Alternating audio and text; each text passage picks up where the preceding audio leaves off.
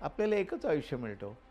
एका आयुष्यात एकच पेशा, एकच करिअर करायची. यापेक्षा एक करिअर भरपूर झाल्यानंतर दुसरी करायला हरकत नाही. पण ती जिगर नाही गेलेली अजून. रग नाही गेली. रग नाही गेली. आणि रग म्हणजे माझ्या नावातच रग आहे. मी रमेश गजानन पानसे आहे. बालकाविषयीचा विचार पाश्चात्य जगात तरी निदान 400 वर्ष तुकड्या तुकड्याने का होईना, वेगवेगळ्या तत्त्वज्ञानाने लोकांकडून का होईना तो होत गेलेला आहे. अजूनपर्यंत आपल्या शिक्षणात मुलाच्या अंगाने विचार करण्याचा विचारच आलेला नाही. तर एक दिवशी अनुताई चिडून आल्या घरात की आपण एवढी खटपट करतोय पण मुलं जातात गुरं घेऊन काय रानात जातात, येतच नाही शाळेत. ताराबाईंनी सांगितलं, अगं मुलं गेली ना तिकडे, मग तू तिकडे जा ना. मुलं शाळेत नाही आली तर शाळा मुलांकडे घेऊन जा. सर्व 50 मुलं वर्गात बसली तरी 50 वेगळी डोकी आहेत, 50 वेगळे मेंदू आहेत. आणि मग तुमच्या असं लक्षात येतं की मुलांच्यातला वेगळेपणा विचारात घेतला पाहिजे. तुम्ही एकच बोलायचं आणि ते सगळ्यांना सगळं कळलंच पाहिजे, हा आग्रह चुकीचा ठरतो.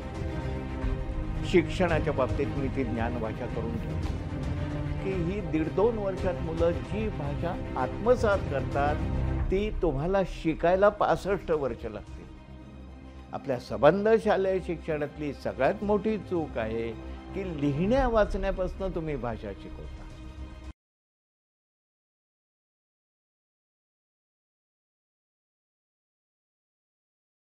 नमस्कार. भाषा अशा कशा या यूट्यूब चॅनलच्या मुलाखतींच्या या कार्यक्रमामध्ये बऱ्याच दिवसानंतर आपण आता पुन्हा भेटतो आहोत. आज आपण भेटणार आहोत ज्येष्ठ शिक्षणतज्ज्ञ रमेश पानसे सरांना. वक्ता, कवी, वैचारिक लेखन करणारी व्यक्ती, संपादक असे अनेक पैलू पानसे सरांचे महाराष्ट्रातल्या अभ्यासकांना, शिक्षणात काम करणाऱ्या लोकांना माहिती आहेत. बालशिक्षण, शिक्षण, मेंदूविषयक संशोधन, रचनावादी शिक्षण अशा अनेक बाबतीमध्ये त्यांनी दीर्घकाळ काम केलं आहे. सरांची जवळपास 50 पुस्तकं प्रसिद्ध झालेली आहेत आणि अनेक पुरस्कारांनीही सरांचा सन्मान झाला आहे. आज आपण सरांशी तपशीलवार त्यांच्या कामाबद्दल आणि एकूणात त्यांच्या आयुष्याबद्दल बोलणार आहोत. सर नमस्कार. नमस्कार. सर, तुम्ही मुळामध्ये अर्थशास्त्राचे अभ्यासक आणि प्राध्यापक. SNDT विद्यापीठामध्ये तुम्ही शिकवलं, त्याच्या अगोदर काही काळ मुंबई विद्यापीठातही 1-2 वर्ष तुम्ही शिकवलं. मग एका टप्प्याला म्हणजे अगदी 50शीच्या टप्प्याला, म्हणजे ज्या टप्प्याला आपल्याकडे महाराष्ट्रात काही लोकांनी राजकीय पक्ष स्थापन केलेत, वयाच्या त्या टप्प्याला तुम्ही स्वेच्छानिवृत्ती घेतलीत आणि बालशिक्षणाच्या क्षेत्रामध्ये कार्यरत झालात. हा निर्णय कसा काय घडला आणि या निर्णयाला तुमच्या कुटुंबाने कसा प्रतिसाद दिला? एक छोटीशी चूक सुधारतो. मी नोकरी सोडली राजीनामा देऊन. अर्ली रिटायरमेंट वगैरे असं काही नव्हतं त्या काळात आम्हाला. म्हणजे मी पेन्शनवाला माणूस नाही, हे लक्षात घ्या.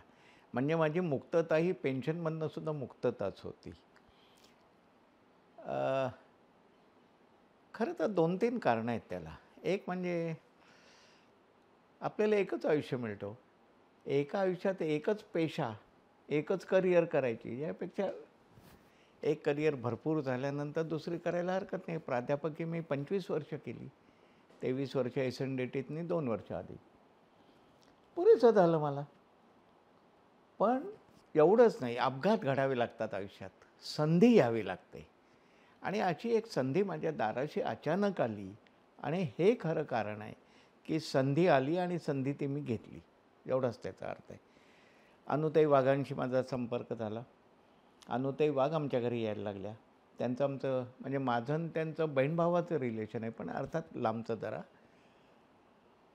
आणि त्यांचं काम पाहण्याच्या निमित्ताने मी त्यांच्या कोसबाडला गेलो. एकदा गेलो, दोनदा गेलो आणि मग त्यांना मदत करावीशी वाटली. मदत करण्याचे माझा अर्थ त्या काळात एवढाच होता की त्यांना कुठनं इकडून तिकडून 4 पैसे मिळवून द्यायचे संस्थेला. पण एवढंच नाही, त्याच्यात पुढे असं घडलं की त्यांचं काम पाहिल्यावर मला प्राध्यापकीपेक्षाही बालशिक्षण महत्त्वाचं आहे असं कुठेतरी मनात आलं माझ्या. याचं कारण ती पायाभूत अशा तऱ्हेची पातळी आहे आणि या पातळीचं शिक्षणाचं प्रचार प्रसार किंवा अस्तित्व आपल्या देशात फारसं नाही आहे, हेही लक्षात आलं. आणि ताराबाई मोडक, अनुताई वाघ, त्यांचे गुरु गिजूबाई बधेका, तर या सगळ्या मंडळींनी थोर काम करून घेतलं, एवढं माझं झालं. मग माझ्या असं लक्षात आलं, हे काम पुढे न्यायचं मी का माझं चालू काम तसंच ठेवायचं. आणि मग मनाचा निर्णय झाला की वेगळी करिअर करायला हवी आपण, आता वेगळ्या क्षेत्रात काम करू. तिथे गेलो तेव्हा अगदी नव्याने मी काम केलं. म्हणजे हा पहिलं कारण होतं की संधी मिळाल्यावरती मी घेतली आणि ग्रामीण भागातल्या कामामध्ये उतरलो. पण त्याच्यामागचा धागा आहे तो बालशिक्षणाच्या बाबतीतली मी केलेली तुलना. त्यांनी म्हणजे ताराबाई अनुताईंचं काम मी पाहिलं आणि माझ्या आजूबाजूच्या मुद्दाम बालवाड्या जाऊन पाहिल्या. तेव्हा खाजगी बालवाड्या होत्या, सरकारच्या अंगणवाड्या नव्हत्या तेव्हा. तर ह्या सगळ्या कामातनं मला असं मनापासून वाटलं की त्या दिशेला जाऊन करून पाहूया एकदा. बरं, आम्हाला संधी मिळाली ती पालघर जिल्ह्यातल्या डहाणू तालुक्यातल्या एका खोलवरच्या जंगलात. निदान त्यावेळेस ते खूप खोलवरचं जंगल होतं. मग मी मुंबई सोडली, ठाणं सोडलं. ठाण्यात राहत होतो मी आणि थेट तिकडे गेलो आणि कातकरी पाडा, वारली पाडा या गोष्टी माहिती व्हायला लागल्या. या 2 पाड्यांवर काम सुरू केलं आणि तिथे गेल्यावर लक्षात आलं की ते मला आरामच खूप मिळतो आहे. संध्याकाळी 6ला घरं बंद व्हायची आदिवासींची. मला शहरी सवयी रात्री जागायच्या. एका स्टूलावर असं बसून राहायचो मी. तेवढंच होतं आमच्या घरात. आणि माझा एक आदिवासी बाई होती तिथली, ती मला संध्याकाळी 4ला 5लाच भात आणि वरण करून ठेवायची. झालं. जेव्हा मी असा खुर्चीवर तासनतास बसायचो तेव्हा मला स्वप्न पडायला लागली. आपण काही करू शकतो. मी इकॉनॉमिक्सचा माणूस होतो. माझ्यापुढे शिक्षण नव्हतं. माझ्यापुढे होतं ते त्या भागाचा विकास, त्या समाजाचा विकास. त्या अंगाने जे काही करायचं ते पहिली 10 वर्ष मी तिथे केलं. पाण्याची सोय करणं, रस्ते करणं, झोपड्या सरकारच्या मिळवून देणं, इलेक्ट्रिसिटी. हजारो वर्षात त्या भागात दिवा आलेला नव्हता, तो दिवा आणण्याचं काम केलं. अशी अनेक कामं मी केली. सांगायचं इकॉनॉमिक्स सुटलं नव्हतं माझं, पण इकॉनॉमिक्सचा वेगळा उपयोग मला कळायला लागलेला होता. थोडंसं आणखीन एक सांगतो. मी जेव्हा ही दिशा बदलली तेव्हा ते करत असण्यापूर्वी मी अर्थशास्त्रात डेव्हलपमेंट इकॉनॉमिक्स शिकवत होतो MAला. पण त्यातली गरिबी आणि मी पाहत असलेली गरिबी हे अगदी वेगळ्या गोष्टी होत्या. खरी गरिबी मला तिथे पाहायला मिळाली. आणि मग मला असं वाटलं की आपण आपल्या इकॉनॉमिक्सचा उपयोग वेगळ्या पद्धतीनं करू शकू आपण. आणि मग मी सबन एक माझं मॉडेल त्या काळचं प्रसिद्ध मॉडेल आहे, पंचक्रोशी मॉडेल असं त्याला मी म्हटलेलं आहे. अर्थात त्याविषयी आत्ता काही बोलायची आवश्यकता नाही आहे मला. तुम्ही सर जे म्हणलात की अशा प्रकारचे काही प्रेरणा तुमच्या आयुष्यात आल्या आणि तुम्ही तिथे गेलात. हा निर्णय तुम्ही घेतलात.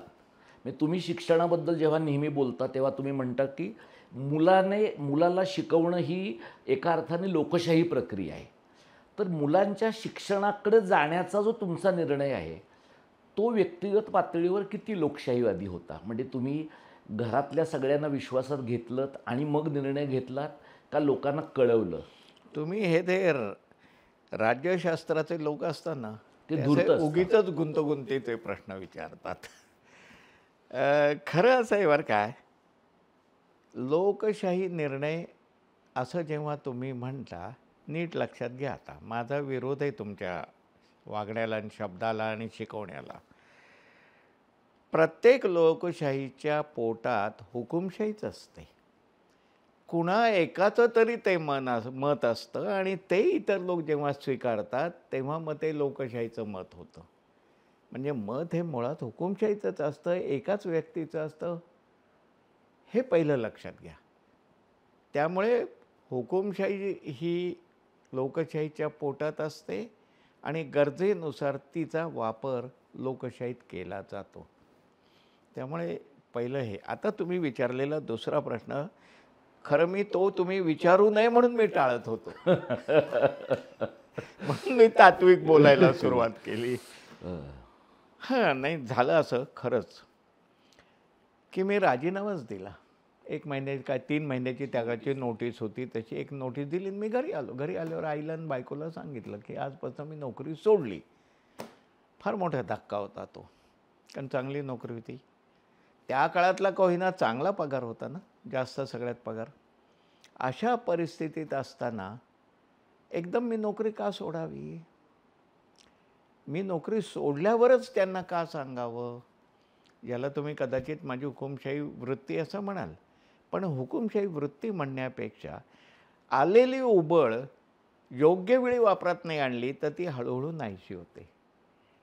मला माझ्याचबद्दल भीती होती, इतक्या सुखात होतो मी तिथे. आणि असं असताना सुद्धा मी ती नोकरी सोडतोय. नाही सोडली तर बघू, पुन्हा एक 6 महिन्याने पाहू, पुन्हा एक 6 महिन्याने पाहू, असं माझं झालं असतं. आणि म्हणून मी ताडकन निर्णय घेतला आणि त्याची एक माझ्या स्वभावाला सवय होती, अशी एकदम ताडकन निर्णय घ्यायचे आणि जे काही पुढे काम करायचे ते करायचं.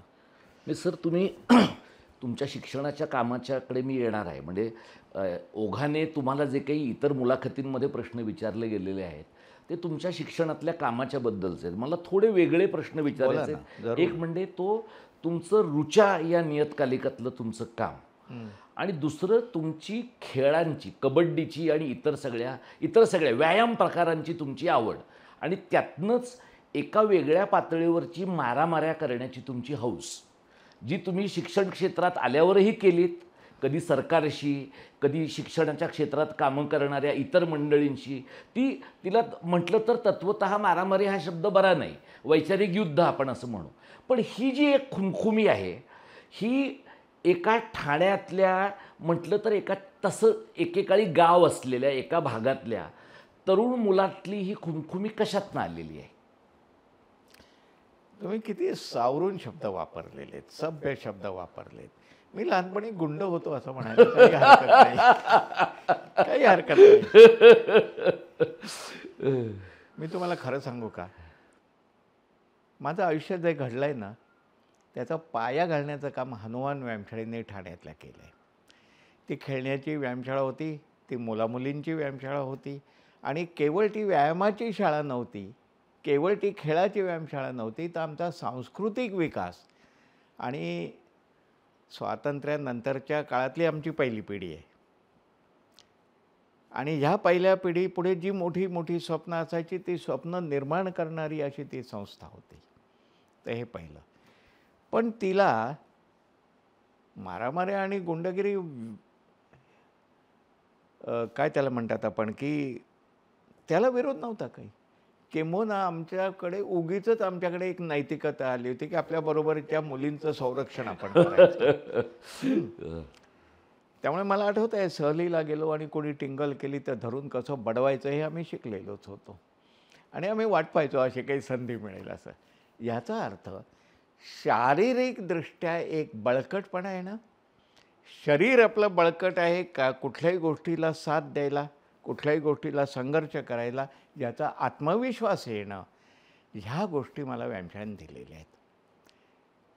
किंबहुना मी असंही म्हणेन, की मी पहिली वयाची 8 वर्षापासून 18 वर्षापर्यंत किंवा 20-22 वर्षापर्यंत मी जे काही खेळलो, त्याने मला आयुष्यभरची तयारी दिली, शारीरिक तयारी दिली, मानसिक तयारी दिली, इतरही काही गोष्टी. मुद्दा असा आहे की उगीच मारामारीसाठी मारामारी ही आमची स्वभाव नव्हतीच कधी. पण वेळ आली तर टिकून ठेवणारं अशा तऱ्हेचं ते सामर्थ्य होतं. आता तुम्हाला कितपत माहिती आहे, पण जाता सांगून टाकतो. माझी शेवटची मारामारी आयुष्यातली मी वयाच्या 60 नंतर केलेली आहे. माझ्या घरात चिरलेल्या चोराला तो इकडच्या बाजूने पाहिलं, 2 दारं होती इकडून तिकडे असं. तिकडे मी बसलेला पाहिल्यानं लक्षात आलं हा चोर आहे. धावत मी दुसऱ्या दाराशी आलो. मला माहिती तो तिकडून जाऊन पळणार. आलाच तो दार उघडून बाहेर. मी त्याची मानगूट धरली, त्याला हात खेचला, कडी लावून घेतली आणि त्याला मारला. ही ताकद, आता वयोमानानुसार ताकद कमी झाली आहे, पण ती जिगर नाही गेलेली अजून. रग नाही गेली. आणि रग म्हणजे माझ्या नावातच रग आहे. मी रमेश गजानन पानसे आहे. ती जाणारच नाही. पण थोडक्यात सांगतो, याच्यातली गमतीचा भाग आहेच, पण त्याचबरोबर ती एक ताकद आणि तो एक ताकदीबाबतचा आत्मविश्वास, ह्या गोष्टी मला आयुष्यभर पुरलेल्या आहेत आणि त्या इतर क्षेत्रात खूप उपयोगी पडल्या. जेव्हा आदिवासी भागात एकटाच बसून राहत होतो, माझ्या झोपडीला 3च बाजू होत्या आणि मला भयंकर सापाची भीतीच वाटत असे. त्या काळात सुद्धा ह्या गोष्टी मला उपयोगी पडल्यात. त्यामुळे संघर्षासाठी संघर्ष नाही, पण वेळ आली तर संघर्ष करण्याची इच्छा, करण्याची ताकद, करण्याची मानसिकता हे सगळं आजही माझ्याकडे आहे. मगासच्या प्रश्नातला एक जो भाग राहिला सर, तो रुचा ह्या कवितेच्या मासिकाचा, ज्याच्याबद्दल अगदी राम पटवर्धनांनी सुद्धा त्या काळामध्ये उल्लेख केलेला आहे. ते काम काही एक काळ तुम्ही केलं, म्हणजे अर्थशास्त्राच्या प्राध्यापकाने मुळात सर्वसाधारणपणे ज्या मार्गाला तो जात नाही त्या मार्गाने तुम्ही गेलात. ते काम काही काळ असं काजव्यासारखं ते लकाकलं आणि मग एका टप्प्याला ते थांबलं. असं का घडलं असावं? पहिली गोष्ट म्हणजे कवितेची आवड ही माझी जन्मजात आहे. माझ्या आईने मला कवितेची खूप आवड लावली आणि एका माझ्या कळत्या वयात आईने मला असंही एक वाक्य सांगितलं होतं की अरे, आपण जेव्हा म्हातारे होऊ तेव्हा आपले डोळे थकतात, डोळे काम नाही करत, कान नाही काम करत, शरीर नाही काम करत. अशा वेळेस स्वतःची करमणूक करण्याचं साधन आपल्याकडे असलं पाहिजे आणि ते म्हणजे कविता गुणगुणत बसणं. माझी आई खरोखर 90 नंतरसुद्धा कविता गुणगुणत छानशी उन्हात बसायची आणि हे चित्र अनेकांना माहिती आहे. कवितेची आवड, ही कवितेची आवड आयुष्यभर राहिली, तुटली कुठेच नाही. मी कविता लिहित राहिलो, फार तर म्हणा मी प्रसिद्ध करत नाही गेलो, पण आज 1000च्या वर माझ्या कविता आहेत. अगदी परवा 4 दिवसापूर्वी मी मृत्यूवरची एक कविता लिहिली, आत्ता काही ती आणली नाही तर वाचून दाखवली असती. याचा अर्थ कवितेचं कायमस्वरूपी प्रेम मला आहे. मी कवितेवर लेखन खूप केलं आहे. आत्ता 4 महिन्यापूर्वी मी रिसर्च पेपर्स 3 लिहिलेले आहेत कवितेचे वरचे. एक भारत आंब्यांच्या कवितेवर माझे 2 पेपर्स आहेत आत्ताचे. आता त्याचं हवं असेल तर थोडं वर्णन सांगतो. जरूर सांगा सर. कारण तांब्यांविषयी मला एक आकर्षण होतं, त्यांच्या भावगीतांविषयी आणि एकूणच आकर्षण होतं. मधनं मी कुठलंही काही काढतो आणि वाचतो, तसं तांबे वाचायला घेतल्यानंतर एक गंमत लक्षात आली आणि मग त्या प्रस्तावना त्याला होत्या. त्या प्रस्तावनात नाही मला ते आढळलं की त्यांच्या मृत्यूवरच्या 11 कविता आहेत आणि गंमत अशी त्यातल्या 10 कविता फक्त 3 आठवड्यातल्या आहेत. मला शोध घेणं हे असं कसं घडलं. आता मी मृत्यूवरच्या कविता आहेत पण माझ्या अगदी 30-40 वर्षावर पसरलेल्या आहेत. हे का झालं? मग लक्षात आलं ते आजारी होते तेव्हा. मग त्या प्रस्तावनेतही मला त्याचे उल्लेख मिळालेले आहेत आणि मग त्या आजारपणात सुद्धा मला असं आढळलं पहिली कविता शेवटची कविता 3 आठवड्याच्या अखेरच्या कवितेत खूप फरक आहे. आशयात फरक आहे, त्यांच्या आत्मविश्वासात फरक आहे. पहिल्यांदा ते कोसळलेलेच होते की आता आपल्याला मृत्यू येणार, ज्यामुळे ते हबकलेले होते. परंतु नंतरच्या कवितात त्यांना उमेद आली आहे आणि मग मृत्यूच्या विरोधात उभे राहिलेले ते ताकदीने उभे राहिले ते आणि सारं फक्त 3 आठवड्यात. त्यामुळे ते मला गमतीदार वाटलं म्हणून मी त्याच्यावर लिहिलं. त्यांची एक कविता आहे, मरणात खरोखर जग जगते, पण त्याची पुढची ओळ महत्त्वाची. आधी मरण अमरपण ये मग. आधी अमरपण ये मगत आहे. मग मला कुठेतरी आठवलं की जॉन डन नावाचा ब्रिटिश 300 वर्षापूर्वीचा एक कवी, त्याची अशीच कविता आहे. त्याच्या शेवटच्या ओळी आता माझ्या लक्षात आहेत. ती सगळी डेथ बी नॉट प्राऊड नावाची कविता आहे. अप्रतिम कविता आहे. डेथ बी नॉट प्राऊड असं तो दम देतोय तिला. आणि त्याच्या शेवटची ओळी आहेत, वन शॉर्ट स्लीप पास. आता आपल्याला मृत्यू मिळाला म्हणजे काय, एक जीवन संपलं. One short sleep past and we wake eternally and death shall be no more, death thou shall डाय.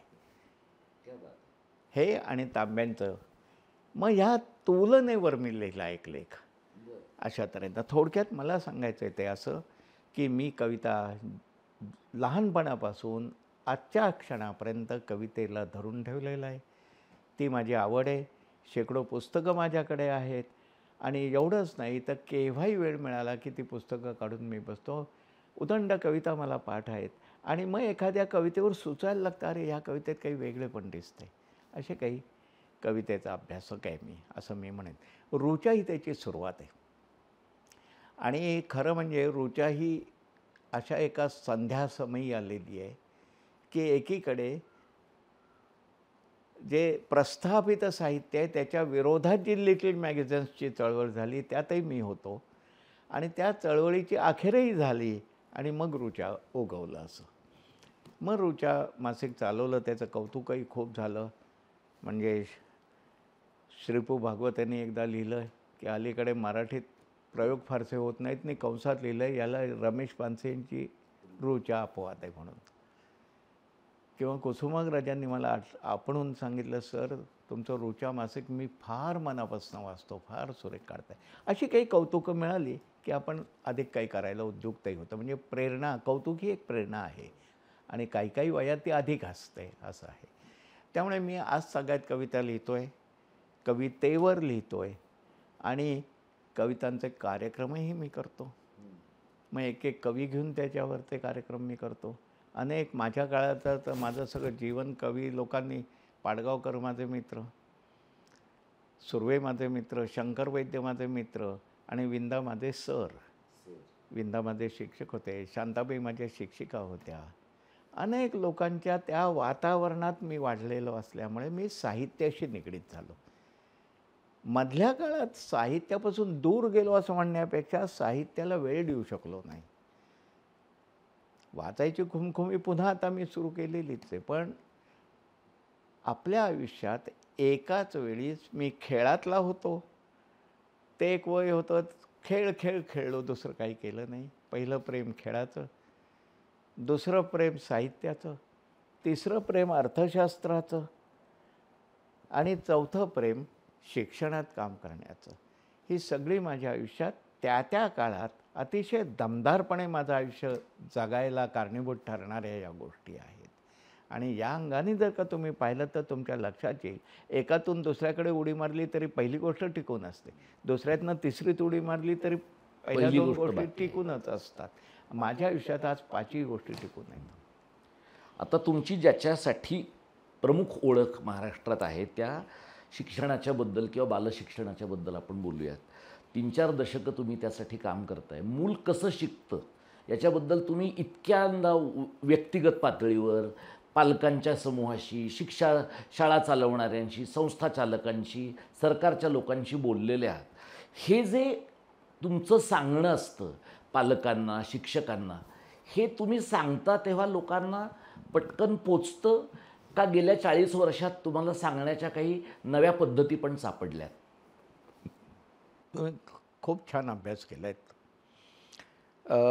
बालशिक्षण हा माझा विषय कसा निर्माण झाला अनुताई ताराबाईंमुळे ते मगाशी बोललो मी तुम्हाला. त्याचं महत्त्व लक्षात आल्यानंतर त्याचा अनेक अंगाने मी विचार करायला लागलो. प्रत्यक्षात काय चाललं आहे आणि खरं काय असायला हवं. मग खरं काय असायला हवं हे कळायचं असेल तर अभ्यास करायला हवा. आणि मग माझं वाचन या क्षेत्रातलं सुरू झालं, ते आजतागत चालूच आहे. खरं तर असं आहे की बालकाविषयीचा विचार पाश्चात्य जगात तरी निदान 400 वर्ष तुकड्या तुकड्याने का होईना, वेगवेगळ्या तत्त्वज्ञानांनी लोकांकडून का होईना तो होत गेलेला आहे. फ्रोबेल 200 वर्षापूर्वीचा आणि 100 वर्षापूर्वीच्या मॉन्टेसरी यांनी तर त्याचं एक रूपच उभं केलेलं आहे. आणि भारतात जी बालशिक्षणाची सुरुवात झाली ती मॉन्टेसरीपासूनच झालेली आहे. मग त्यांच्याच विचारातून गिजूबाई ताराबाईंनी काम केलं आहे. बालशिक्षणाच्या संदर्भात बालकांना काय द्यावं याचा जेव्हा विचार होतो आणि आपल्या एकूण शिक्षणाचा व्यवस्था तुम्ही अगदी तुमच्या पोस्ट ग्रॅज्युएट शिक्षणापर्यंत काय व्यवस्था असते, बाह्य जग ठरवतं, तुमच्यासारखे माझ्यासारखे प्राध्यापक लोक ठरवतात की ह्या मुलांना काय द्यायचं आहे.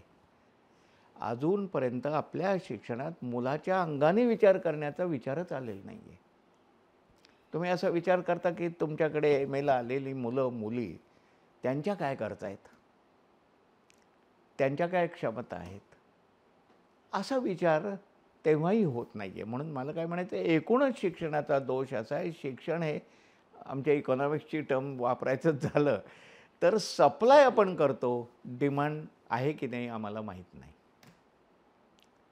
मला वाटतं हे योग्य नाही. दोन्ही बाजूने विचार व्हायला हवा. मग दुसरी गोष्ट, मग मुलाचा विचार मुलाच्या अंगाने करणं अशी एक भूमिका तयार होत गेली. मौदंड वाचन झालं माझं. सर, मूल शिकतं कसं याच्याबद्दल सांगताना तुम्ही पुरवठ्याच्या अंगाने विचार होतोय, पण मागणीच्या अंगाने होत नाही हा मुद्दा मांडला. तर हे सगळं मगाशी मी तुम्हाला म्हटलं तसं पालकांना सांगणं, मुलांना सांगणं, आणि पालकांना सांगणं म्हणजे ज्यांच्या घरामध्ये 2-4 पिढ्या शिक्षणाच्या गेल्यात अशा पालकांना सांगणं वेगळं, आणि तुम्ही पालघर म्हणजे आता ज्याला आपण पालघर म्हणतो आहोत आणि आधीचा जवाहरवाडा मुखाडाचा ठाणे जिल्ह्याचा सगळा भाग, तिथल्या पहिल्या पिढीतल्या शिकणाऱ्या मुलांना पालकांना सांगणं, याच्यात तुम्हाला काही अंतर दिसतं म्हणजे मांडणीमध्ये पण आणि आशयामध्ये पण? 2 पातळीवर तुमचा प्रश्न आहे. पहिलं व्यवहारात मला काय दिसलं हा एक आहे, आणि दुसरं तात्विकदृष्ट्या त्याचं काय असावं. पहिली गोष्ट म्हणजे आम्ही जेव्हा आदिवासी मुलांकडे वळलो, आमची एक छोटीशी टीम तयार झाली होती 3-4 लोकांची, आणि जेव्हा या मुलांकडे वळलो तेव्हा असं लक्षात आलं की मुलांना कधी पाटीची ओळख नाही, पुस्तकांची ओळख नाही, काही झालेलंच नव्हतं. म्हणजे त्या भागात शिक्षण शिरलेलं नव्हतं. ही गोष्ट मी तुम्हाला जवळजवळ 40-42 वर्षापूर्वीची सांगतो आहे. पण पालक आणि मुलं यात फरक होते. पालक स्वतंत्रपणे काहीतरी त्यांचं करत असत, मुलांचं जीवन स्वतंत्रच होतं. पालकांकडून मुलांवर काही संस्कार होणं, पालकांनी मुलांची काळजी घेणं, पालकांनी मुलांसाठी काहीतरी करणं, अशा काही गोष्टी त्या समाजात अस्तित्वात नव्हत्या. म्हणजे आमचं काम सुरू झाल्यानंतर 1-1.5 वर्षांनी सुद्धा आम्ही म्हटलं, अरे ती ही गेली कुठे, आली नाही, बघा की असेल की कुठे, जा की घेऊन. म्हणजे पालकांना तुम्ही काहीतरी शिकवताय ना, जा घेऊन जा. म्हणजे एका अर्थाने पालक शिक्षण या विषयाच्या बाबतीतच उदासीन होते, आणि ही नैसर्गिक उदासीनता होती, कारण त्यांच्या आयुष्याचा तो भाग कधी झालेलाच नव्हता. त्यामुळे आम्हाला सोपं गेलं. मी उलटं बोलतोय आता. मुलं गोळा करणं सोपं असतं, गमती जमती करणं सोपं. किंबहुना आमची सगळी शिक्षणाची जी नवी पद्धत उभी राहिली ती या घटनेतनं उभी राहिली, की मुलांना आवडलं पाहिजे तर मुलं आमच्याजवळ राहणार, बसणार. मग माझा पहिला सिद्धांत तिथे तयार झालेला आहे. तो त्या शब्दात तिथे नाही झाला, पण त्या आठवणीवर पुढे झालेला आहे, की मुलांना आवडलं तर मुलं शिकतात. आणि मग हळूच लक्षात असं आलं, की मुलांना आपणहून शिकायला आवडतं, पण काय हा प्रश्न असतो. तुम्ही लगेच पाठी घेऊन क ख निरर्थक गोष्टी शिकवत बसलात तर ते ना मुलांना आवडत, ना त्यांच्या मेंदूला ते पचत. त्यामुळे शिकण्याच्या पद्धतींकडेच तुम्हाला वळावं लागतं. आणि आज आता तो त्यावेळचा सिद्धांत हा स्पष्ट झालेला आहे. म्हणजे असं आहे की मुलांना आवडलं तर मुलांना शिकावंसं वाटतं, मुलांना शिकावंसं वाटलं तर मुलांचं लक्ष केंद्रित होतं, मुलांचं लक्ष केंद्रित झालं तर जे शिकलं ते त्यांना समजतं, आणि अखेरीस जे समजलं आहे ते त्यांच्या मेंदूच्या स्मृतीच्या पेटीत जाऊन बसतं.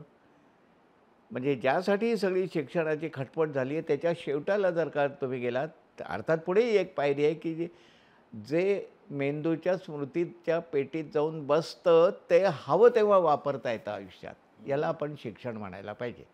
ही सगळी प्रोसेस आहे, ही मेंदूची प्रोसेस आहे. आणि या पद्धतीने आम्हाला पहिल्याच झटक्याला कळलं की मुलांना आवडलं तर मुलं बसणार आहेत. पहिला नियम तिथे कळला आम्हाला. आणि मग मुलांच्या आवडीसाठी पहिलं काम, आवडीसाठी खेळ घेणं, नदीवर जाणं, भटकणं, ते हे अनुताईंनी सुद्धा केलं आहे. ताराबाईंचा सल्ला होता. एक दिवशी अनुताई चिडून आल्या घरात की आपण एवढी खटपट करतोय पण मुलं जातात गुरं घेऊन, काय रानात जातात, येतच नाही शाळेत. ताराबाईंनी सांगितलं, अगं मुलं गेली ना तिकडे, मग तू तिकडे जा ना, मुलं शाळेत नाही आली तर शाळा मुलांकडे घेऊन जा. त्यातनं एक तत्त्वज्ञान उभं राहिलं. हे सगळे अनुभव काही प्रमाणात आमच्याही काळात आम्हाला आले, कारण आमचा जो विभाग होता तो फार लांबचा होता कोसबाडपासून. कोसबाडचं कामसुद्धा एका विशिष्ट प्रदेशातच झालं, ते पसरलं नाही कुठे. आम्ही दुसऱ्या प्रदेशात काम करत होतो. तिथे काही जुन्यातनं शिकलो आणि काही नवे अनुभव घेत घेत शिकलो. अशा तऱ्हेचं ते होतं. या सगळ्या भागामध्ये मुलांविषयीचा विचार करणं ही गोष्ट आम्हाला आवश्यक वाटायला लागली. पण कसं विचारात आपल्या परंपरेतच नाही आहे मुलांचा विचार. मुलंही असतात, मुलंही वाढतात, मुलंही शिकतात. कोणाचाच काही संबंध नाही. आईबापांचा काय संबंध असतो? आता नाही. आता आपल्याला असं लक्षात आलं, मी जेव्हा म्हटलं मागणी शब्द काहीतरी वापरला, त्यावेळेस मला असंच म्हणायचं होतं फक्त, की मुलांचा विचार मुलांच्या अंगाने त्यांच्या शिकण्याचा विचार व्हायला हवा. तो अधिक आपल्याला काय द्यायचं, या दोन्हीचा मेळ घालता येतो का, तर ते पाहिलं पाहिजे. मग मूल शिकणं आलं. मग आजवर आमचे जे सगळे अभ्यास होते ते न्यूरोलॉजीचे, न्यूरोसायकॉलॉजी, न्यूरोलिंग्विस्टिक्स, अँथ्रोपॉलॉजी, अगदी थेट तुमच्या या नव्या आर्टिफिशियल इंटेलिजन्सकडे सुद्धा आम्ही आलो. मुद्दा असा आहे की मूल समजावून घेणं. जन्मापासून मुलाची वाढ कशी होते ती वाढ समजावून घेणं. मुलांच्या क्षमता कशा निर्माण होतात ते समजणं, कोणत्या काळात होतात ते समजणं.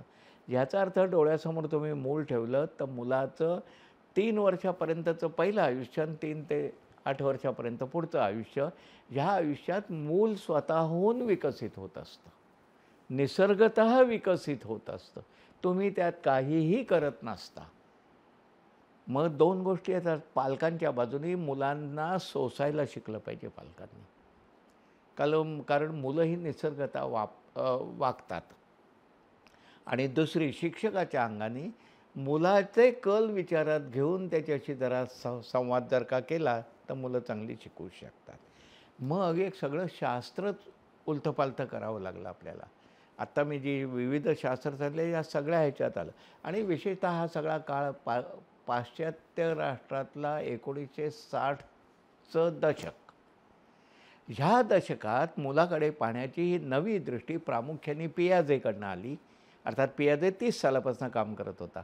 पण 56 साली, अमेरिकेतलं सांगतोय मी, 56 साली कॉग्निटिव्ह सायन्स नावाच्या शास्त्राला जन्म दिला तज्ज्ञांनी.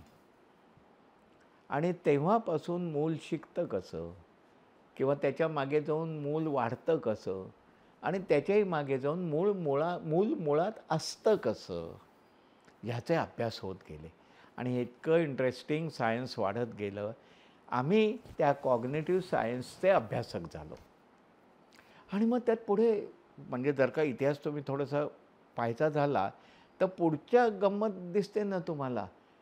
1983 साली हॉवर्ड गार्डनरची थिअरी आली मल्टिपल इंटेलिजन्सेसची, की बुद्धी ही एक नसते, तर अनेक बुद्धी असतात आणि प्रत्येकाला बुद्धिमत्तांचा एक पट मिळतो. तो कोणाचा कमी जास्त असा असतो. एखाद्याला एखादी बुद्धी जास्त असते गणिताची, तर एखाद्याला खेळाची बुद्धी माझ्यासारख्याला असते. तर हा जो फरक आहे या बुद्धिमत्ताच आहेत. एक आहे गणिती बुद्धिमत्ता आणि एक आहे शारीरिक बुद्धिमत्ता. माझ्या ज्या गुंडगिरीविषयी तुम्ही मगाशी बोललात, ही शारीरिक क्षमता असते. शारीरिक बुद्धिमत्ता असं त्याला आता नाव आलं पुढे. त्यामुळे त्याचा विचार, तर मग वर्गातल्या मुलांचा सर्व 50 मुलं वर्गात बसली तरी 50 वेगळी डोकी आहेत, 50 वेगळे मेंदू आहेत. आणि मग तुमच्या असं लक्षात येतं की मुलांच्यातला वेगळेपणा विचारात घेतला पाहिजे. तुम्ही एकच बोलायचं आणि ते सगळ्यांना सगळं कळलंच पाहिजे, हा आग्रहच चुकीचा ठरतो. मग वर्गातलं मूल, त्याचं वेगळेपण, ह्या गोष्टी यायला लागल्या. त्याच्यात 1983 सालीच लेस्ली हार्टचा ग्रंथ आला, human learning and human brain and human learning. ब्रेनचा अभ्यास सुरू झाला. संबंध 80च्या पासून तुम्हाला दिसेल 90चं दशक हे जगामध्ये मेंदू संशोधनाचं शतक म्हणून गाजलं, दशक म्हणून गाजलं. मग हे सगळं जे काही होत गेलं, तिसरं शास्त्र न्यूरोलॉजी आलं. मग आता असं पहा, मग सोशॉलॉजीत बदल आले. आणि आत्ता या क्षणाला तुम्ही मला ज्या विचारताय त्या क्षणाला माझा विचार आणखी एक पाऊल पुढे गेला. आजपर्यंत मी मूलकेंद्री शिक्षण, बालकेंद्री शिक्षण, की ज्यात मी आत्ता बोललो ते सगळं येतं आहे. बालकाच्या अंगाने विचार करणं येत आहे. ह्या सगळ्या ह्याच्यातनं पुढे माझ्या असं लक्षात आलं की ज्या क्षणाला मुलाची आईशी असलेली नाळ कापली जाते त्या क्षणी मूल आईपासून बाजूला होतं. म्हणजे मुलाची नाळ आता समाजाशी जोडली जाते. आणि म्हणून आज माझ्यासमोर शिक्षणातलं ते मूल आहे ना, ते नुसतं मूल नाही राहत आता, तर ते सामाजिक मूल होतं. कारण पुढचा सगळा त्याचा विकास समाजात राहून होतो, समाजाकडून होतो. अगदी मूल भाषा शिकतं हे नैसर्गिक आहे, भाषा शिकण्याची क्षमता आहे त्याला. पण भाषेचं शिक्षण जे होतं ते समाजाकडून होतं. ज्या समाजात तो वावरतो ती भाषा त्याला येते. याचा अर्थ सामाजिकतेचा आता प्रभाव मुलावर जो काही असतो तो एक स्वतंत्र विषय. कुठपर्यंत जातो तो विषय? अगदी आज तुम्ही सारखं पालक म्हणतात ते मोबाईलच्या आहारी गेलं आहे पोर आमचं, इथपर्यंत तक्रार या मुलाविषयी करता. सामाजिक मूल कसं घडत चाललं आहे हा तो विषय आहे. म्हणजे आता संबंध शिक्षणाचा पाया मूल हा झाला 60च्या दशकात, मुलाचा मेंदू हा झाला 80-90च्या दशकात, आणि आता 2000 सालानंतर आणखीन 2 आयाम त्याला आलेत.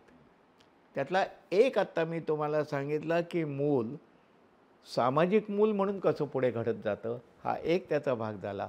आणि दुसरा महत्त्वाचा भाग आर्थिक अंगाने आता असं लक्षात आलं आहे, जेम्स हेकमन नावाचे नोबेल प्राईज विनर, ज्यांना 2000 सालचं अर्थशास्त्राचं नोबेल प्राईज आहे, पण सिन्स देन 2000 सालापासून आज सगळ्यात ते बालशिक्षणात काम करत आहेत. आणि त्यांनी शिक्षणाचा मिळणारा परतावा काय आहे हा पाहिला. तेव्हा त्यांच्या असं लक्षात आलं की बालशिक्षणात केलेली गुंतवणूक ही इतर कुठल्याही शिक्षणाच्या पातळीपेक्षा नव्हे, कुठल्याही इतर गुंतवणुकीपेक्षा जास्त परतावा देते.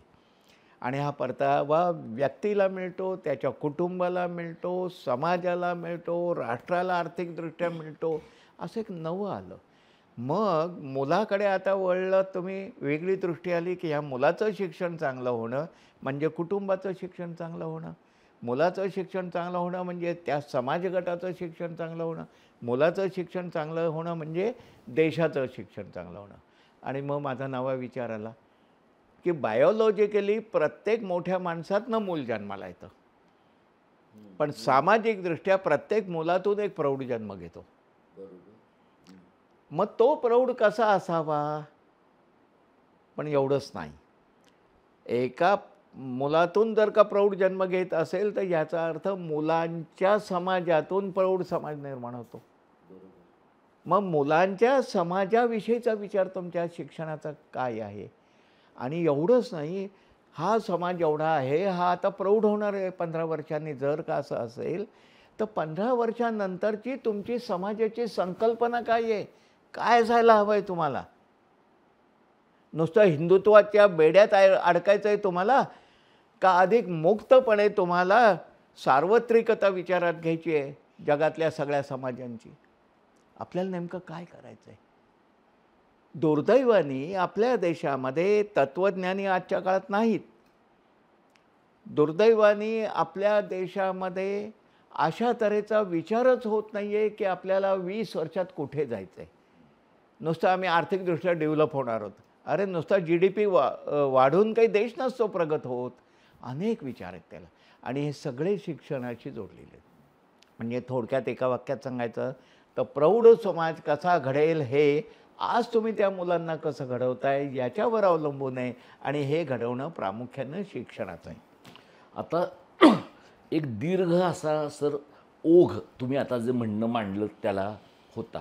म्हणजे माझ्या मनात ते तुमचं ऐकताना 2-4 प्रश्न आले, पण ते प्रश्न मी थांबवून यासाठी ठेवले की ती एक पूर्ण तुमची विचारांची साखळी माझ्यासमोर आणि हे सगळं पाहणाऱ्या ऐकणाऱ्यांच्या समोर यायला पाहिजे.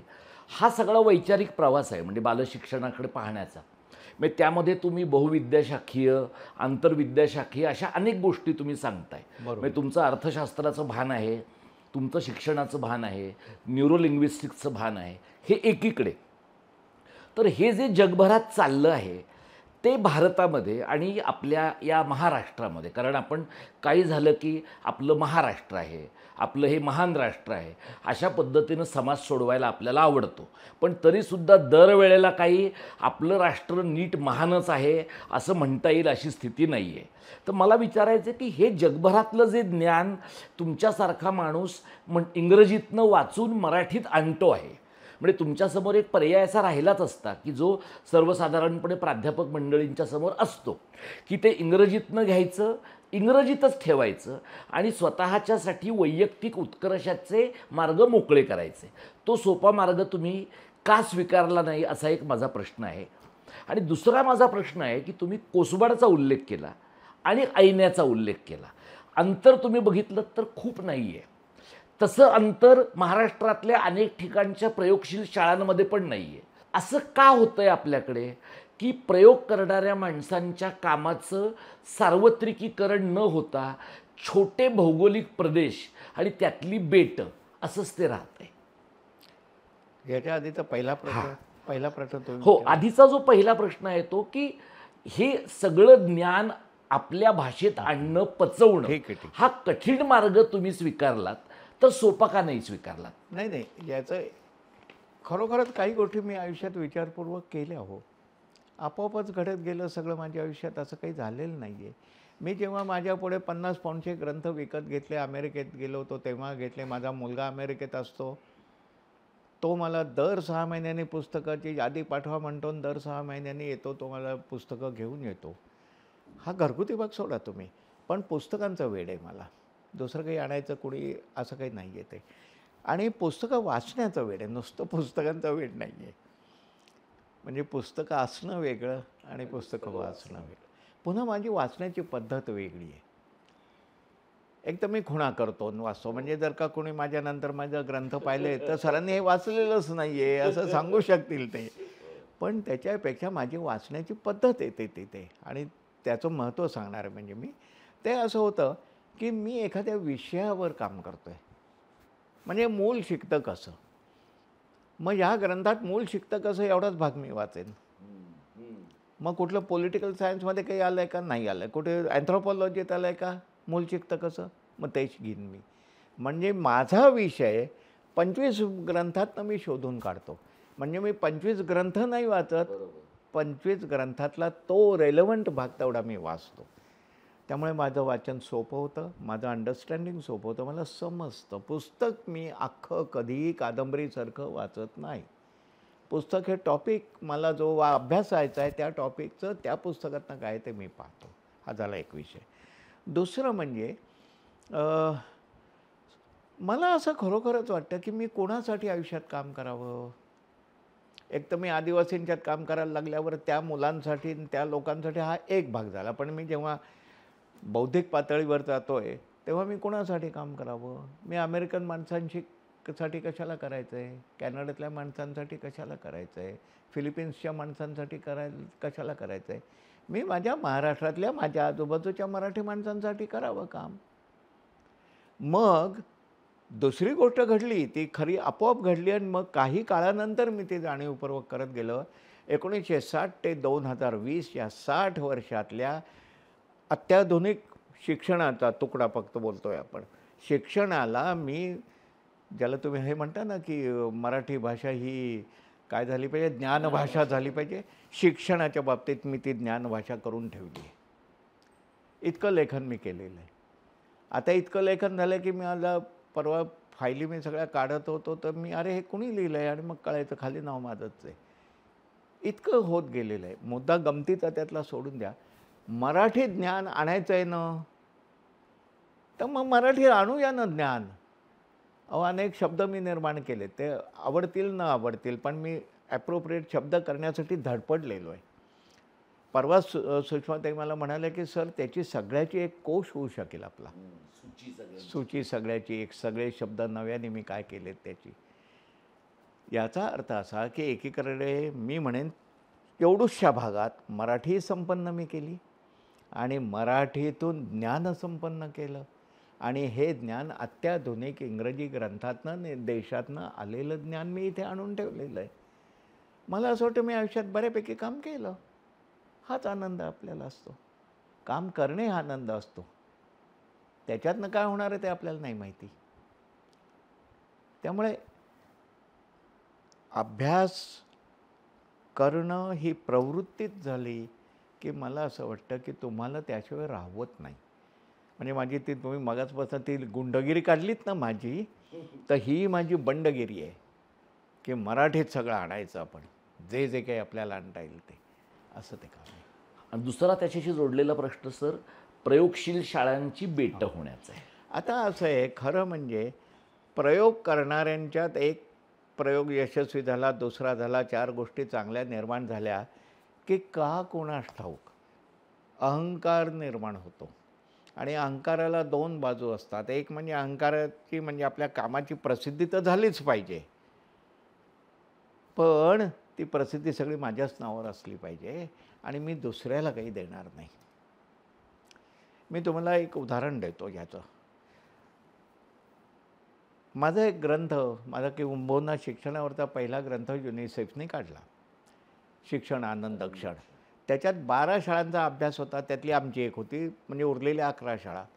ह्या सगळ्यांना तो ग्रंथाचं झाल्या पूर्ण बाळंतपण झाल्यानंतर मी युनिसेफला असं म्हटलं की ह्या सगळ्या लोकांनी आपापले प्रयोग पाहिलेले आहेत, पण असे इतरही राज्यात चाललेले आहेत, ते कसे माहिती होणार?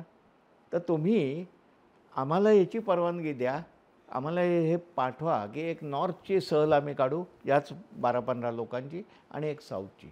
त्यांनी मला फायनान्स केलं त्यासाठी. ती लोकं तिकडे जाऊन आली. पण नंतर मी असं म्हटलं की आपण एकत्र येऊ, एकत्र विचार करत राहू, दर 3 महिन्याने काहीतरी बसू, ब्रेनस्टॉर्मिंग ज्याला म्हणतात, मराठीत त्याला छान शब्द आहे बरं का, माथेफोड करणे. तर माथेफोड करायला बसू आपण. कुणीही आलं नाही, कारण प्रत्येकजण स्वतःच्या प्रयोगांच्या बाबतचा मालक आणि स्वतःच्या ज्ञानाबाबतचा अहंकारी माणूस होतो. मी माझ्या बाबतीत उलटं ठरवून केलं की आपण याबाबत अहंकारी जायचं नाही. आम्ही वाटत सुटलो आणि आज ग्राममंगलचे अनेक साधनं, हजारो साधनं सुषमाताईंनी निर्माण केलेली आहेत. ती सगळी साधनं मोफत अशी गेली, सगळेजण वापरतात, सरकारच्या पुस्तकात नाही येतात. नाव कधीही ग्राममंगलचं झालं नाही. आता लोक ओरडतात, तुम्ही पेटंट का नाही घेतलं तामक तर. मला त्यात रस नव्हता, मला प्रचारात प्रसारात रस अधिक होता. हे वैयक्तिक होतं पूर्णपणे. संबंध शिक्षणाकडे जेव्हा आपण पाहतो ना, तेव्हा या प्रयोगांचं महत्त्व मर्यादित असतं, कारण त्यांचा प्रसार आणि प्रचाराची साधनं त्या प्रयोगकर्त्यांकडे नसतात किंवा ते त्यांचं काम नसतं असं म्हणा तुम्ही. त्यामुळे जर का तुम्ही काही प्रयोग केलेत, तुम्ही समाधानी होता, अरे हे यशस्वी. दुसरं म्हणजे यशस्वी प्रयोग आम्ही सांगतो, यशस्वी कितीतरी गोष्टी झाल्या आमच्या, त्या आम्ही कशाला सांगू, कुठे गरजही नसते आणि सांगितलंही नाही जात स्वभावानुसार. असं थोडक्यात शिक्षणामधली बेट ही तशीच राहणार. काही बेट संपून जातील, नवी बेट निर्माण होतील. पण मला असं वाटतं की जर का शिक्षणात होणारे प्रयोग हे व्यक्तीशी निगडीत असतील किंवा एका छोट्या गटाशी निर्माण होत असतील तर त्यांची बेटच राहणार. त्या बेटांचे सागर होणं किंवा बेटांचं मोठी जमीन होणं हे कधीही होणार नाही आणि गरज नाही त्याची, असं माझं. प्रयोग जाऊ देत, पण माणसं एकत्र येणार नाहीत. म्हणजे तुम्ही मगाशी बोलताना शिक्षणाबद्दल, बालशिक्षणाबद्दल जसं बोललात, तर बालशिक्षणामधला एक महत्त्वाचा भाग भाषा शिक्षणाचा आहे. आणि आपण दीर्घकाळ पहिली भाषा मूल कसं शिकतं, दुसरी कसं शिकतं, त्यातनं पुढे आपण शिक्षणाच्या माध्यमाकडे चर्चेच्या पुढच्या भागामध्ये येऊ. पण मूल शिकतं, एखादं शब्द शिकतं, एखादं वाक्य शिकतं, हळूहळू मुलाची शाळेतली भाषा शिकता शिकता विकसित होते, घरातली विकसित होते. ही प्रक्रिया तुम्ही कसं याचं निरीक्षण केलं तुम्ही, तुमच्या सोबतच्या मंडळींनी, आणि काय तुम्हाला सापडलं? खरं म्हणजे मुलांच्या शिक्षणात अगदी नव्या, स्वतःच्या नव्हे, जेव्हा मी ग्रामीण भागात गेलो तेव्हा मी इतरांच्या मुलांच्या संदर्भात काम करत होतो. त्यांच्याबरोबर काम करायला लागल्यानंतर ती कशी शिकतात, त्यांना शिकण्यासाठी काय हवं आहे, असेच विचार पुढे येत गेले. म्हणजे हे मुळातच सामाजिकच विचार झाले, हे व्यक्तिगत कुटुंबापुरते नव्हते. किंबहुना माझं माझ्या मुलांकडे दुर्लक्षच झालं या काळात, पण तो एक वेगळा विषय आहे, आता तो नको आपल्याला. मुलं जेव्हा शिकायला लागतात तेव्हा त्यांच्या शिकण्यात येणाऱ्या अडचणींवरचा विचार जेव्हा आपण करतो तेव्हा मुलांच्या विषयी काही वेगळा विचार करावासा लागतो. आणि मग आम्हाला काही ठिकाणी वाचनाकडे वळावं लागतं, अभ्यासाकडे वळावं लागतं. आणि मग जेव्हा आम्ही मेंदू शिकायला लागलो तेव्हा बरीचशी उत्तरं आम्हाला त्याची मिळायला लागली. दुसरी महत्त्वाची गोष्ट अशी आहे की मुलं शिकतात असं आपण जेव्हा म्हणतो तेव्हा ती जर का नैसर्गिक अधिक सामाजिक अशी गोष्ट असेल, ती नैसर्गिक अधिक मग भाषेचं तुम्ही बोललात, मी भाषेचंच उदाहरण घेऊन बोलतो की मुलं भाषा आपली आपण शिकतात. मुलं भाषा आपली आपण शिकतात कशी? निसर्गतः शिकतात. आता ह्याला शिकणं हा शब्दच काढून टाकला मी लगेच 2 शब्दांच्यातला फरक वेगळा निर्माण केला. या वयातली मुलं पहिली भाषा जेव्हा मुलं शिकतात तेव्हा ती शिकत नाहीत, ती आत्मसात करतात. भाषा शिकणं ही कृत्रिम गोष्ट आहे, भाषा आत्मसात होणं ही नैसर्गिक गोष्ट आहे. आणि पहिली भाषा आपण आत्मसात करतो. मग कशी करतो? क्षमता विकसित होतात. मग त्या शारीरिक क्षमता असतील घशातल्या वगैरे, आता मी फार खोलात शिरत नाही, पण ह्या असतील किंवा मुलांच्या ऐकण्याच्या क्षमता, मुलांच्या ऐकून समजण्याच्या क्षमता, मुलांची विचारक्षमता. माझ्या असं लक्षात आलं भाषा विकसित होण्याच्या आधी वैचारिक क्षमता विकसित होते. मला ते जरा भांडे देतोस का रे मला, असं जेव्हा म्हणतात तेव्हा ते एवढं 2 वर्षाचं मूल देतं तुम्हाला. त्याला हा विचार कळलेला आहे की मी तिथे जायचं आहे, ते भांडं घ्यायचं आहे आणि याला द्यायचं आहे. भाषा कुठे आली अजून मुकाच आहे तो, असं होतं. म्हणून ते एक लक्षात आलं. दुसरं म्हणजे एक विलक्षण वेगात घडणाऱ्या या घटना आहेत.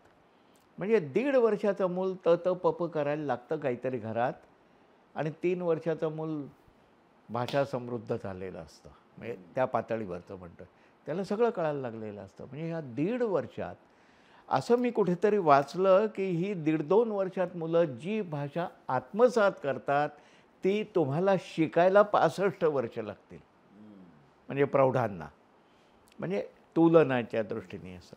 तर आता हा जो भाग आहे याच्यावर लक्ष केंद्रित करावं लागतं. आता इथे काय आहे, इथे हा मगाचा मुद्दा येतो की मुलांना नैसर्गिकरित्या भाषा शिकण्याची किंवा आत्मसात करण्याची ताकद आहे, नंबर 1. नंबर 2, त्यासाठी त्यांना तुमची मदत हवी. अलीकडे एक नवी संकल्पना आली आहे, अंकुरत ज्ञान किंवा अशा तऱ्हेची, की जे अनुभव मुलांना भाषेच्या संदर्भात घरात मिळतात त्याच्यावरनं मुलांची भाषा विकसित होत जाते. त्यामुळे आता शिकवायचं इथे काही नाही आहे, नंबर 1. मुलं आपली आपणच शिकणार आहेत, त्यांच्यापुढे बडबडायचं आहे, त्यांच्याशी गप्पा मारायच्या आहेत, त्यांच्याशी गंमत जम्मत करायची आहे, नवे नवे शब्द कानावर पडतील असं पाहायचं आहे, हे प्रौढांचं काम आहे. आणि ह्या सगळ्या प्रोसेसमध्ये मुलं वेगाने भाषा शिकण्याचा तो काळ असल्यामुळे 4 ते 5 या वयात दररोज 10 शब्द आत्मसात करण्याची ताकद आहे मुलांच्यात. पण तेवढे गेले पाहिजेत ना त्याच्यासमोर. आमच्या आदिवासींची भाषा मागे राहते, कारण ते असे खांद्यावर हात टाकून नाही चालत, तर असे एकमेकामागं चालत होते. पूर्वीची गोष्ट आहे, आत्ताची नाही आहे आता. कारण ते फक्त डोंगरावरच्या त्या पायवाटेवरनं जायचं आहे, त्यामुळे बोलायचं आहे, इथनं जोरात बोलायचं का, मला त्याला ऐकू गेलं पाहिजे पहिल्याला. जोरात आवाज आहेत सगळ्यांचे, परंतु शिक्षणाचा इथे काही विचार नाही आहे. मुलं असली बरोबर तरी. थोडक्यात नंबर 1, मूल आपलं आपण शिकतं. नंबर 2, मुलं आपल्या परिसरात असलेली भाषाच आत्मसात करतं. आणि नंबर 3, मुलांना यासाठी विविध भाषेचे अनुभव मिळावे लागतात, कारण शेवटी मेंदू हा आपला शिकण्याचा अवयव आहे. तो जन्मापासून अखेरपर्यंत शिकतच राहतो. आणि तिसरी गोष्ट, मेंदू हा फक्त आणि फक्त अनुभवातून शिकतो. भाषा हे मेंदूचं फंक्शन आहे. तुम्ही जे म्हणलात सर, भाषा नैसर्गिकपणे मूल शिकतं. गेल्या काही वर्षांमध्ये तुम्ही जर बघितलं तर अनेक पालकांशी तुम्हीही बोलला असाल. म्हणजे अगदी समाजाच्या उच्च मध्यमवर्गीय स्तरापासून ते म्हणजे सर्वसाधारणपणे ज्यांना घरकाम करणाऱ्या बायकांची मुलं असं उच्च मध्यमवर्गीय उदाहरणं देण्यासाठी म्हणून वापरतात. या सगळ्यांच्या सगळ्या लोकांमध्ये बाबा पालक आणि आई पालक या सगळ्यांच्यामध्ये आपल्या मुलाला भाषा आली पाहिजे असा एक आग्रह म्हणा, गंड म्हणा, सततचा असा एक रेट आहे. तर ही काहीशी अनैसर्गिक गोष्ट आहे आणि त्या भाषा शिकवताना म्हणजे अनेकदा तुम्हाला किराणा मालाच्या दुकानात सुद्धा तुम्ही भाषा शिकण्याचा अनुभव देणं जे म्हणता ते बरेचदा पालक तिथेही इंग्रजीत बोलायचं, 4 पाहुणे आले की तिथेही इंग्रजीत बोलायचं. तर हे पण अनुभव देणंच आहे का याच्यामध्ये काही कृत्रिम आणि अनैसर्गिक आहे? दोन गोष्टीच वेगळ्या आहेत. आपण मराठी लोक आहोत म्हणून मराठीचं उदाहरण घेऊन इंग्रजीचं घेऊ. मुलं मराठी भाषा परिसरातनं आत्मसात करतात. आत्मसात केलेल्या भाषेचं पहिलं वैशिष्ट्य असं आहे की ती संवाद भाषा आहे. संवादातून येणारी भाषा आहे. संवादासाठी उपयोगी पडणारी भाषा आहे. हे जसं आहे तसंच ती भाषा आपल्या विचारांची भाषा आहे. मला असं वाटतं आपण प्राध्यापक मंडळीसुद्धा अनेकदा मराठीत विचार करतो आणि इंग्रजीत बोलतो. अनेकदा असं होतं. पुढे पुढे सराव झाला की इंग्रजी करतो, तो नंतरचा भाग झाला. पण सुरुवात अशीच आहे ना. आता इथे पालकांचा उल्लेख तुम्ही केलात. पालकांना शिक्षण म्हणजे काय, भाषा शिकणं म्हणजे काय असं कधी शिकली पालक? कोण पालक शिकले? माझे आई वडील नव्हते शिकले, मी नव्हतो शिकलेलो. मग अशा वेळेस मुलं शिकतात कशी, मुलं भाषा कशी आत्मसात करतात याचं शिक्षण नाहीच आहे. आता आम्ही पालक प्रबोधनासाठी अख्खी संस्थाच निर्माण केली, महाराष्ट्र बालशिक्षण परिषद. त्याचं भावंड गोव्यात जाऊन उभं केलं, गोमंतक बालशिक्षण परिषद. कशासाठी? पालक प्रबोधनासाठी. हे आमचे एफर्ट्स बाजूला ठेवू, आपण मुद्द्याकडे येऊ. भाषेच्या बाबतीमध्ये भाषा आत्मसात होण्यासाठी क्षमता लागतात. त्याला फार चांगले शब्द आहेत बरं का. चॉम्स्कीने त्याला म्हटलं होतं, डिव्हाइस त्याने म्हटलं होतं की एक असं मेंदूमध्ये डिव्हाइस आहे भाषा आकलन करणारं. त्याला लँग्वेज ॲक्विजिशन डिव्हाइस असं म्हटलं होतं, लॅड. हे निसर्गत आहे, म्हणजे हा संशोधनातला हे निसर्गत आहे. हे लॅड तयार होत राहावं लागतं. आणि दुसऱ्या बाजूला ब्रुनरनी पुढे असं म्हटलं, नुसतं लॅडचा उपयोग नाही, लॅसही पाहिजे बरोबर, तर निर्मिती होते. तुम्हाला माहितीच नाही मराठी लॅड म्हणजे काय, लॅस म्हणजे काय. लॅस म्हणजे मुलगी, लॅड म्हणजे मुलगा. Yes yes. हां, हे इंग्रजीतले जनरल शब्द आहेत. पण लॅड आणि less, language acquisition support scheme असली पाहिजे. ही असल्याशिवाय मुलं शिकत नाही. म्हणजे लॅड आणि लॅस एकत्र आल्याशिवाय मुलाची भाषेची निर्मिती होत नाही. लॅड हे त्याच जवळ आहे, पण लॅस तुम्हाला निर्माण करावंच लागतं ना. त्याची व्यवस्था करावी लागते. मग ते घरात होतं तर घरात काय होतं, मग परिसरात होत असेल तर परिसरात काय होतं, मग काय होऊ नये तिथे. तुम्ही असं म्हणतात मुलांना शिव्या घेऊ नयेत. माझं तसं खरं मत नाही आहे, कारण शिव्यांची खूप गरज लागते आपल्याला. शिवी दिली की अंगात असा जोम येतो वेगळे, पण तो वेगळा भाग आहे, तो माझ्या गुंडगिरीचा भाग आहे. मुळात भाषा आपल्याला वापरायची आहे, त्यासाठी भाषा आहे. हे जर का लक्षात घेतलं तुम्ही, तर तुम्हाला भाषेचा विकास अनेक अंगांनी झाला पाहिजे हे तुमच्या लक्षात येईल. मी अशी काहीतरी एक आकृती काढली आहे, 10-15 त्याला हे काढलेले सूर्याचे किरणं. इतके प्रकारे आपल्याला भाषा आत्मसात करावी लागते. शेवटचा मुद्दा माझा की भाषेच्या संदर्भात पुढे काय आहे, तर मला 3 टप्पे दिसतात. पहिला टप्पा भाषापूर्व मूल, त्या काळात मुलाला मिळणारे अनुभव, त्या काळातली मुलाची एकूण बौद्धिक विकासाची पातळी, या सगळ्याचा भाषेशी संबंध. म्हणजे ती भाषेची पूर्वतयारी असं म्हणा. 1.5-2 वर्षापासून ते भाषा शिकायला लागतं. ते जवळजवळ 8 वर्षापर्यंत वेगाने भाषा आत्मसात करते, ही दुसरी पातळी. आणि तिसरी पातळी भाषेची समृद्धी येणं. आता ही तिसरी पातळी शाळेशी जोडलेली आहे, घरातल्या शिक्षणाशी, परिसरातल्या शिक्षणाशी जोडलेलीच आहे. एवढंच नाही तर ही जी तिसरी पातळी आहे, ही तिसरी पातळी समृद्ध करणारी भाषा ही तुम्हाला अनेक शास्त्रांच्या अभ्यासातनं समृद्ध होत जाते. त्यामुळे ज्ञानाची जी काही आपली व्यवस्था आहे, या व्यवस्थेत एकाच वेळेस दोन्ही गोष्टी घडतात. मुलांचं ज्ञान वाढतं, पण ज्ञानाबरोबर भाषा वाढते. आपण विज्ञान शिकायला लागल्यावर अनेक नव्या संकल्पना आपण शिकतो भाषेतनं.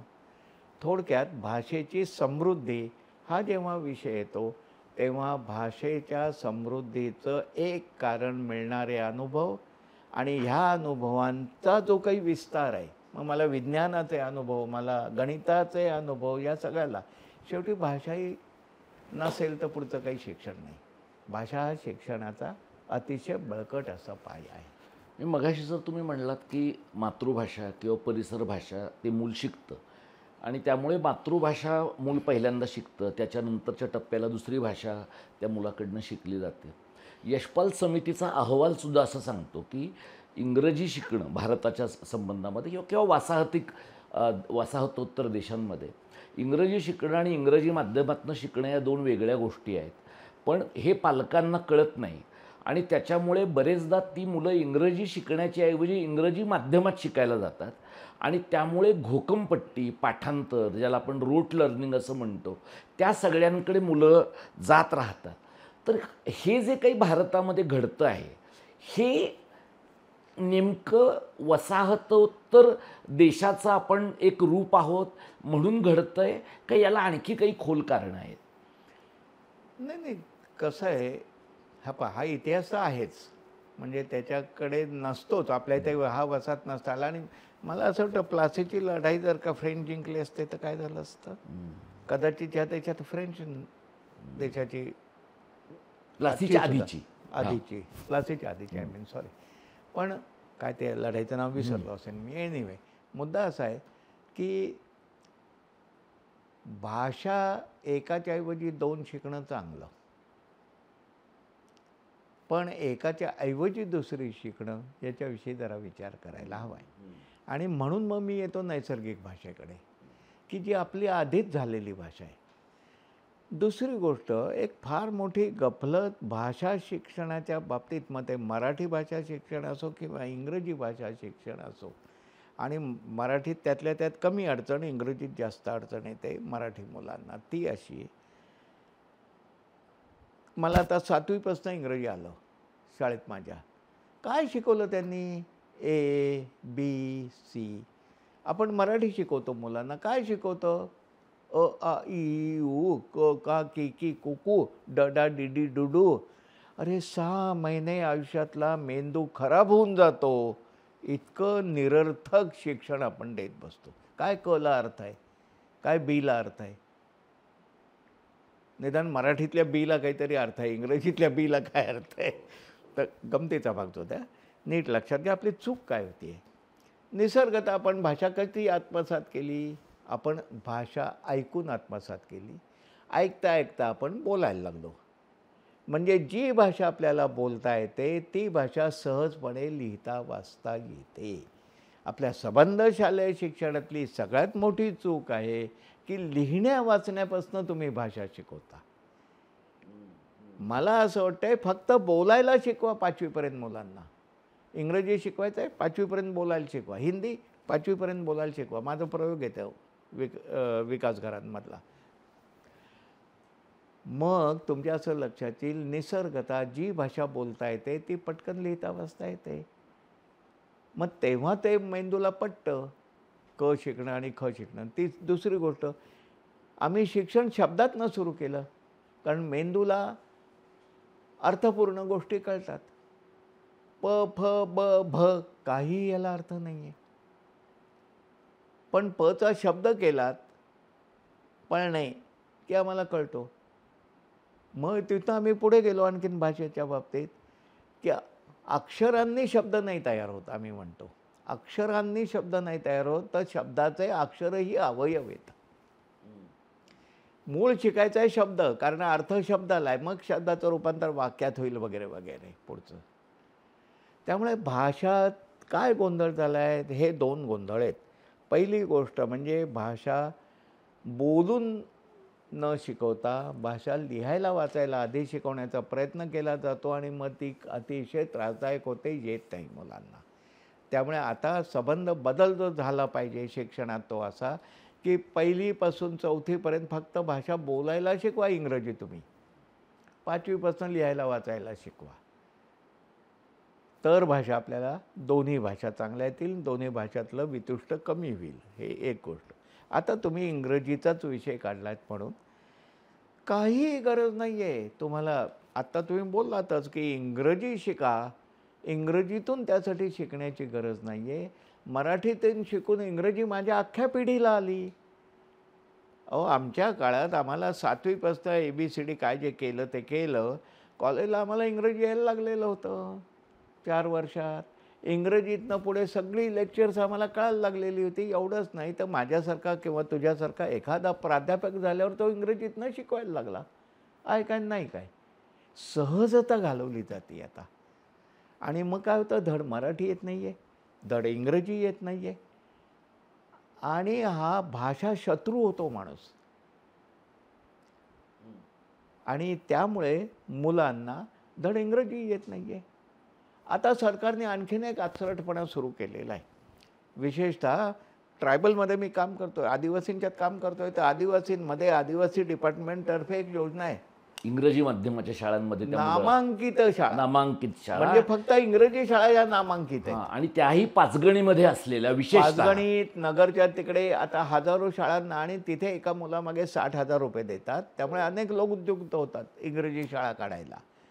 आणि मी पाहिलेले आहेत 10 वर्ष शाळेत गेलीत मुलं 1लीपासून 10वीपर्यंत, आणि मग ती सुटून आली इकडे. त्याला ना मराठी येत, ना इंग्रजी येत, ना इंग्रजी बोलता येत, ना ऐकून समजत, काही नाही. म्हणजे शून्य भाषा आहे ती. मग 4 इकडचे तिकडचे शब्द आले तर तुम्ही मला ते कौतुक नका सांगू. मुळात भाषा येणं याचा अर्थ भाषानं मला माझे सगळे विचार व्यक्त करता येणं, आणि हे व्यक्त करण्याची क्षमता आलेली नसते. वेस्टेज आहे हा फार मोठा.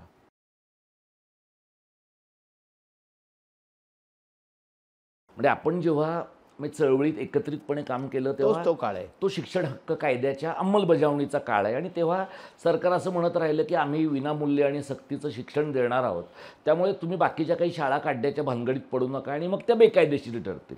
तो एक वाद झाला.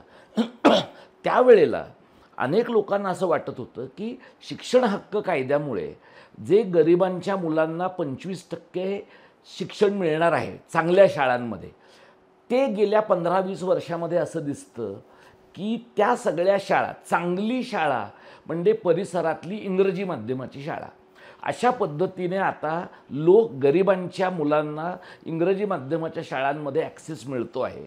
आणि सरकारने असं म्हटलं की त्या मुलांचा खर्च इव्हेंच्युअली सरकार करणार आहे. आत्ता इंग्रजी माध्यमाच्या शाळांमध्ये गेल्या 2-3 वर्षातच 2-3दा जवळपास आंदोलनं झाली की सरकारने आम्हाला ती 25% मुलांची रक्कम दिली पाहिजे, अदा केली पाहिजे. म्हणजे एकीकडे आपण असं म्हणतोय की मातृभाषेतनं शिक्षण देणं विनामूल्य आणि सक्तीचं आहे. दुसरीकडे आपण वारंवार असं म्हणत राहिलो की इंग्रजी माध्यमाचं शिक्षण ही सरकारची जबाबदारी नाही, ते ज्याने त्याने आपल्या बळावर करावं. पण मग शिक्षण हक्क कायदा आल्यानंतर त्या मुलांच्या संख्येपैकी 25% मुलांना जर सरकार त्यांची फी भरणार असेल, तर मागल्या दाराने आपण इंग्रजी माध्यमाच्या शाळा अनुदानित केल्या, आणि हे त्यावेळेला आंदोलनं करणाऱ्यांच्या आणि सरकारच्या सुद्धा लक्षात आलं नाही असं तुम्हाला वाटतं का? मुळात असं आहे की ही सगळी दिशा चुकीची होती. त्यावेळेस कदाचित आपल्याही लक्षात नसायला आलेलं, पण दिशा चुकीची होती.